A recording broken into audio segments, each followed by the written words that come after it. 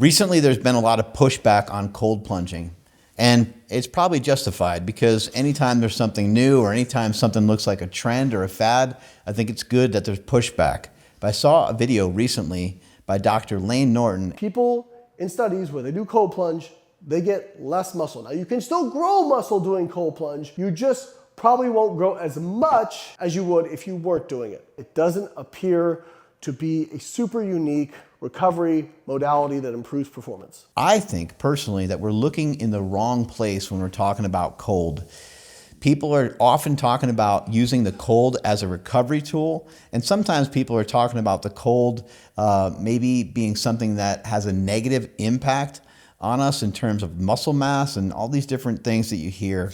But I want to give you guys the scoop. I want to give you guys the truth on cold plunging, and I'm going to have my friend David Herrera take it away because he is an expert on cold and light and so many other things. So here you guys go. Here's a gem. Here's David Herrera explaining why you want to think about cold plunging, probably in a different way than you're used to. Thank you, Mark. And it's a pleasure to talk a little bit about cold today as far as misconceptions, right? Like everybody's doing studies on cold and essentially not really looking at answering or furthering our understanding of what we know cold does do, right? We have studies that clearly confirm things like cold increasing dopamine expenditure and the production of dopamine. That's a feel-good system, right? That if that is not going to improve performance, then no amount of drilling visualization would improve performance. But we know that that's not true. We know that that's a crucial part of performance in general, right? The ability to have high dopamine state while training is very, very valuable. So the context of this particular study that Layne put out, they're having them do 3 different kinds of controls, right? There's the cold water, regular water, and no water, right? But they're doing them after they train, right? Some of these effects might want to be on the effects that we do know cold does, right? That he's clearly ignoring, whether it's through his own, willingness to do it, or maybe he doesn't know, right? Doesn't really matter. The point being is once you start to understand that there are certain things that we do know cold exposure does, you start to design things to actually pick up whether that's going to be a performance enhancing effect. Having them have a washout period of 1 week tells me that any effect that started to be apparent or could have been apparent is going to be washed away. So it's almost like this study was designed not to find anything, which is kind of what it says, other than the anecdotal 65%. That's not nothing. 65% of the young men in the study show that they preferred cold water. Now, he's waving that off as placebo. You don't get placebo by 65%. That's not, but that like there's a clear, hey, this is a probability now, and not a no, that's a nothing type of thing, because we also have studies that literally show optimization of dopamine production goes up in a cold environment. So is that going to make you feel good? Yeah, you're probably going to prefer cold water for just the dopamine hit alone. And that's a valuable resource in terms of training hard and motivation and all of those things. You might want to start employing that particular strategy before you do the training or while you're doing the training, not after. And then the other thing is this is done on 14-year-old men, right? 14-year-old boys. Their mitochondrial efficiency is about as good as it's going to get. It's not that of a 30-year-old. You're not your mitochondrial efficiency goes up, which would mean that you become less efficient. Your mitochondrial heteroplasmy rate is what it's called, is going to be going up as you age, meaning your mitochondria become less efficient at energy production as you get older, right? That's not that big of a concept to understand. With 14-year-old boys, anything that is upregulating mitochondria is probably not going to show much of an effect, especially in a close time window.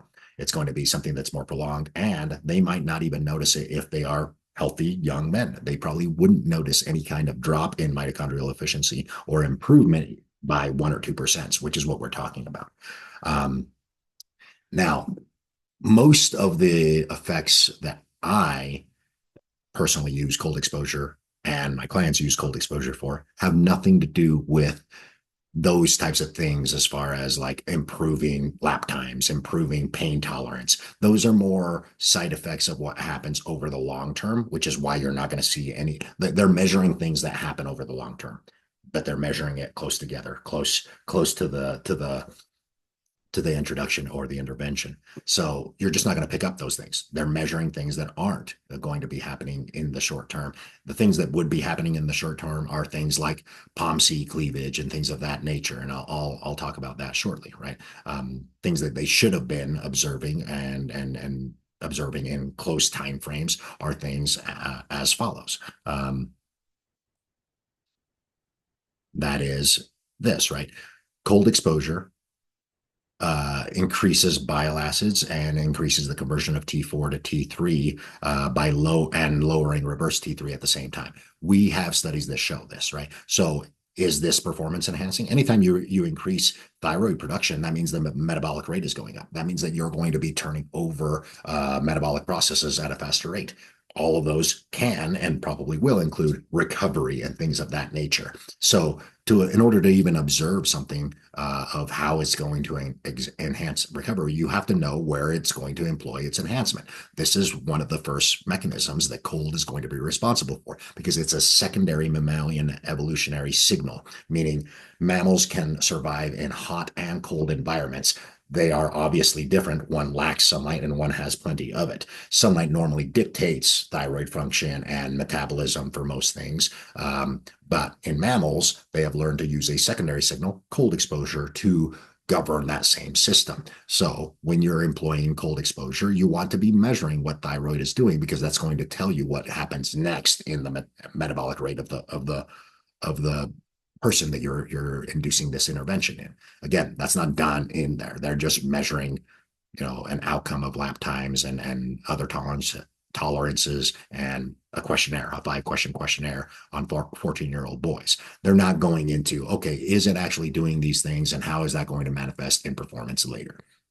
Obviously, the study just wasn't going to measure that. You weren't going to see any performance, right? So cold exposure seems to increase bile acid synthesis, which enhances T4 to T3 conversion. Anytime you have higher T3 naturally converting at a higher rate, metabolic rate is going to go up. When metabolic rate, that's not just calories, that it means everything. That means the turnover of cells that are being repaired. That means the recovery processes are also going to be enhanced. That means sex hormone processes are going to be enhanced. That's metabolic rate in general. Everything that your body is doing to keep you alive and keep you thriving is going to be upregulated to some degree when that starts to happen at the natural level, which you are enhancing through cold exposure. Then another thing that gets enhanced with cold exposure is the cleavage of POMC, pro-opiomelanocortin, which, when it's cleaved correctly, makes alpha MSH, which is things that people that might be familiar with this, or melanotan. Melanotan is a synthetic version of alpha MSH. So essentially what that's going to do is going to give you the capabilities of creating more melanin on your surfaces. That's a net positive, because that allows you in cold environments to adapt more quickly to hypoxia. And that is a very good outcome for performance. When you can dive into hypoxia at greater degrees, meaning you can work harder for each breath that you take in, you're essentially squeezing efficiency out of your metabolic processes that involve oxidation of carbohydrates, oxidation of fats, etc. So that's a net positive there. And then ACTH is going to be the corticoid system. So that's going to be enhancing cortisol response. And that in turn is going to allow performance to be driven to a higher degree. And then the drop off of that is recovery is then enhanced to a greater degree.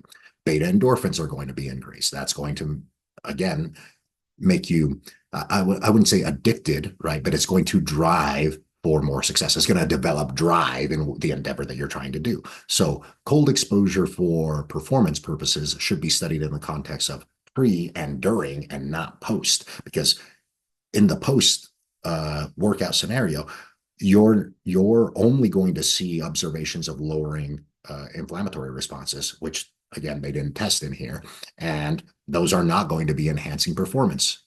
So again, the environment that you introduce a stimulus to is more important than the stimulus. That's really what this study that Layne Norton presented is showing me, is the context of what the cold exposure was being induced, how it was being induced, who it was being induced to, showed what it was going to show.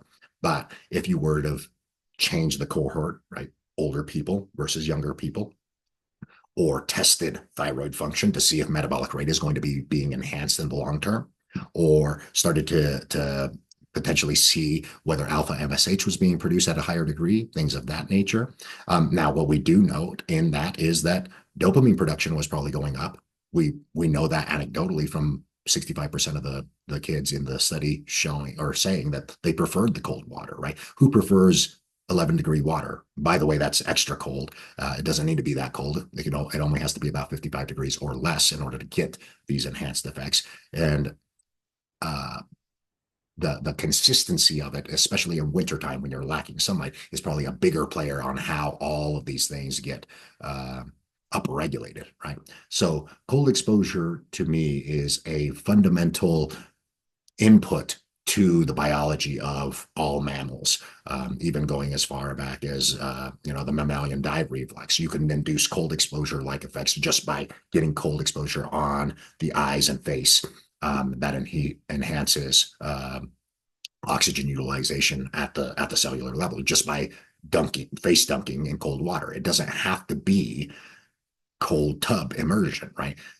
So that's another thing that this study actually probably highlighted is being in and around water that's even room temperature, right? Room temperature water isn't going to be 70 degrees. It's room temperature water to feel would be right around 60 degrees. 5 degrees lower than that, and you're at 55 degrees. And that is enough to start inducing some of these effects. So lots of, and is it going to lower muscle building capabilities? Done it inappropriately, it might. So if your goal is to lower muscle mass, it might be appropriate to do things after training. If your goal is not to lower muscle mass, then cold exposure after training is probably not something you should induce. And again, it's a thing that has effects. We know that it has effects. We have studies that it has effects. So all of these studies trying to figure out whether, what other effects are going on should say that. But to say that it has no performance benefit or no outcome, as the conclusion stated in that study, is false. It's a false truth. The truth is it is going to make certain effects, and you're not going to see performance outcomes unless you're measuring the right things. For example, vasoconstriction and the deuterium content in the blood could and does, help with heating the metabolism. What does that mean? That means you're creating more infrared light. What else does that mean? That means that deuterium is going to be involved in that heat production process. And that means that you're going to be able to have cellular signaling through low frequency light emissions at the mitochondrial level.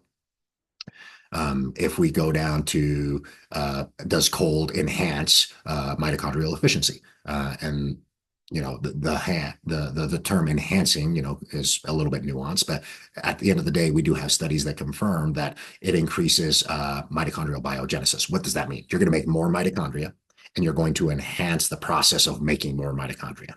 That's a net benefit. Mitochondria are the powerhouse of the cell. They're going to be powering energy in each cell at the cellular level, increasing the efficiency of making more mitochondria and the process of having a greater number of mitochondria is always going to be a net benefit when it comes to performance. Now, that obviously is not going to be manifested in 1 or 2 weeks. That's going to be something that's a whole training block.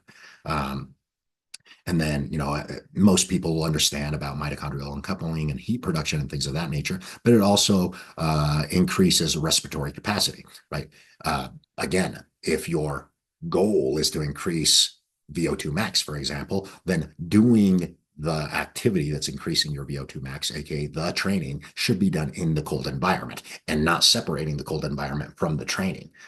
Again, this is a reductionist point of view. If you start doing that, you have to understand that cold, just like an intercooler on a car or that's turbocharged, you're wanting to cool as much air going into that system, into that engine, because the colder you make that air, the more efficient that engine is going to run. You want it being done while performance is being demanded.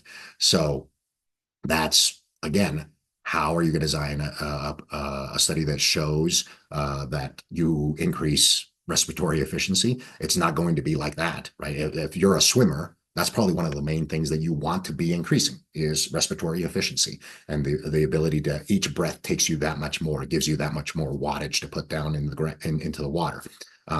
But if you're not experiencing cold while you're doing it, how are you going to see that increase in efficiency? You won't, right? So that's, again, poor study design and not being pointed out, right? This is not hard to think through some of these things. As if you think of cold exposure at the fundamental level, what is it going to be doing, right?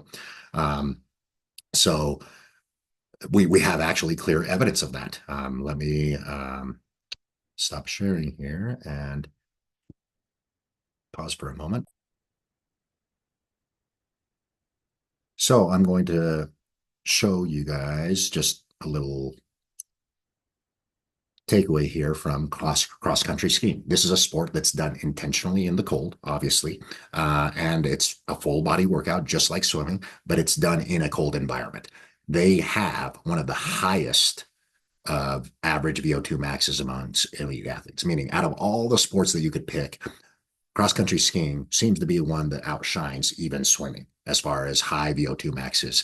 And reasons for that are twofold, but they all have to do with oxygen, right? Which is cold climate, meaning the air is more dense. You're able to upregulate the efficiency of oxidation, and altitude. You're demanding more from the red blood cell production side of things to have higher oxygen carrying capability. So those two things alone quickly manifest in something like, hey, do we have evidence that the combination of cold exposure and altitude have significant impacts on some kind of metric that we can track that would probably be more beneficial than lap times and things of that nature, because we want to actually see the effect at the mitochondrial level. VO2 max is going to show you that. And in fact, we have a sport that outshines just about every other sport in terms of displaying that effect. So again, evidence for correct cold exposure done correctly for the outcome that you want is going to be always beneficial, but you have to design it that way. Studies aren't meant to do that. Studies are just meant to show what they're going to show, and that's it. But when you start finding fundamental increases in what cold does, then you can start applying that to, really fine tuning what you want to do with cold exposure. Another thing that cold exposure can be used for, which I do use, is for just in training circadian mechanisms for good mental focus throughout the day and things of that nature. Just small bouts, 10 to 15 minutes at the start of the day is usually good enough. Or for enhancing sleep, say that you are being run down, you're fighting a cold off or something along those lines. Getting cold before sleep, or maybe you just need to really recover, right? You've been training really, really hard. You're kind of run down. You're feeling that you just need more recovery. Improving sleep is always going to improve recovery. So getting a little bit of cold exposure will induce a hyper release of melatonin, especially if you combine a little bit of cold exposure with reducing or dimming down the lights in a dark room before sleep, which is also why your body needs to be cold to get proper sleep, cooling down the room, etc. People know this, but you can intentionally induce this effect to a higher degree by intentionally getting some cold exposure. Again, it doesn't have to be freezing. 55 degrees or less at the skin level is all that's really required to induce that effect.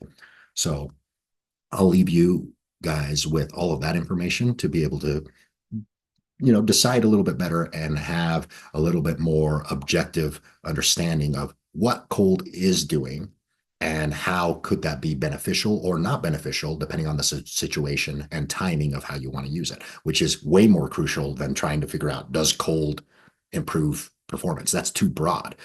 How does it improve it? Where is it going to improve it? And what's the timing related to that? That's more of the questions that people should be asking themselves.